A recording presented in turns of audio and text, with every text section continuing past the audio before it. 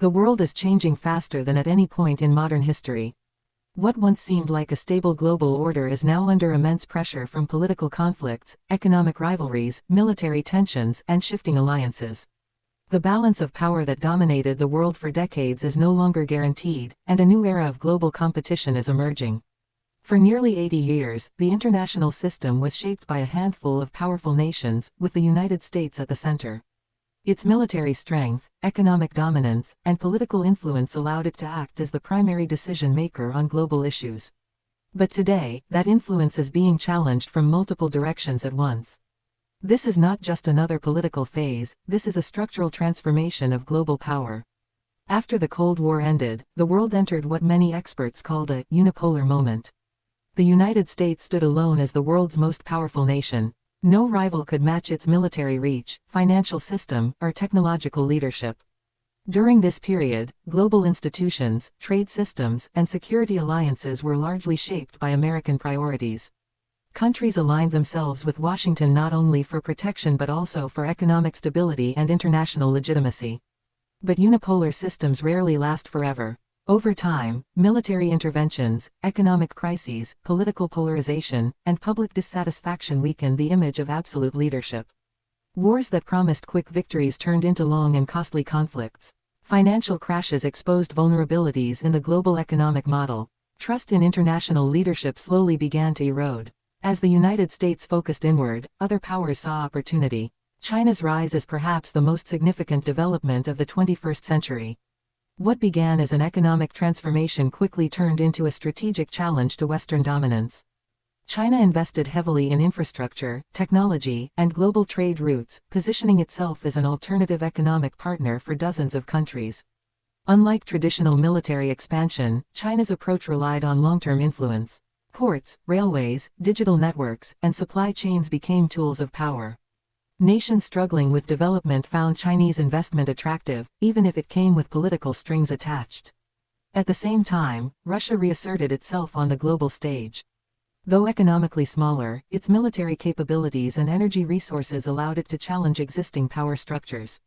By leveraging regional conflicts and strategic pressure, Russia reminded the world that military force still plays a critical role in global politics. Meanwhile, regional powers such as Turkey, Iran, India, and Saudi Arabia began pursuing independent foreign policies. Instead of choosing sides, they started maximizing their own interests, often shifting alliances depending on the situation. For decades, Europe relied heavily on external security guarantees. Military spending remained low, and strategic decisions were often outsourced. But recent geopolitical shocks forced a dramatic reassessment.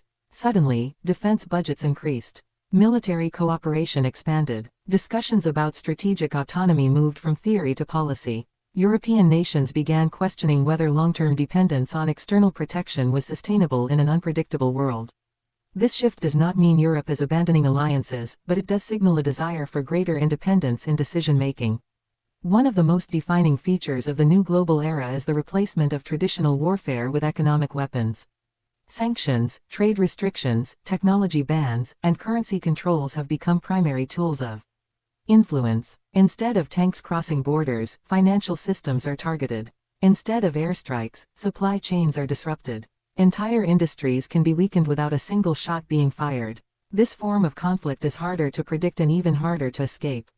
Countries must now balance political decisions with economic survival. Choosing the wrong side can mean isolation from global markets or loss of critical resources. As a result, neutrality has become a strategic goal for many nations, even if it is difficult to maintain.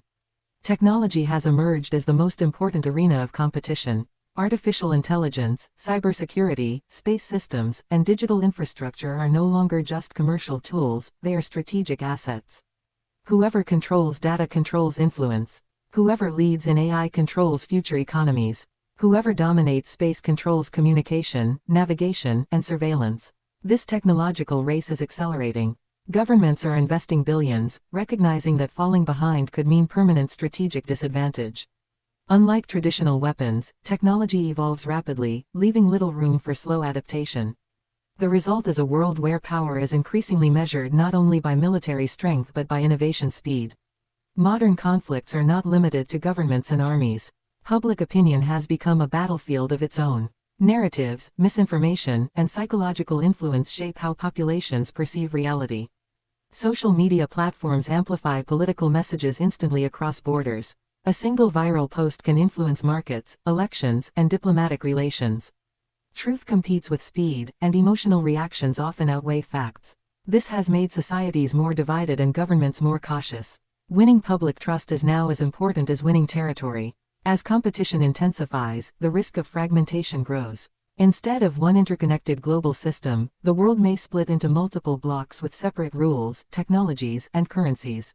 Such fragmentation could slow economic growth, increase instability, and raise the risk of miscalculation. When communication breaks down, small conflicts can escalate rapidly. History shows that transitions between power systems are often dangerous.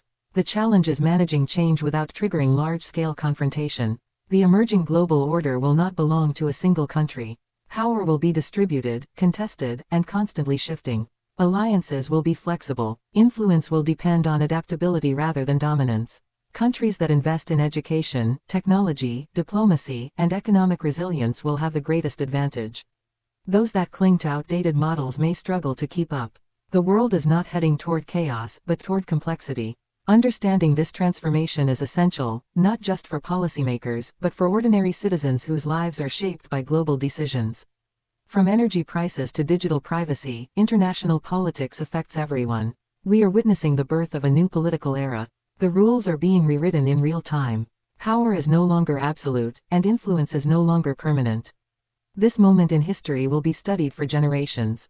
The choices made today will define the world of tomorrow. The question is not whether change is coming, it already has. The real question is, who will adapt, and who will be left behind?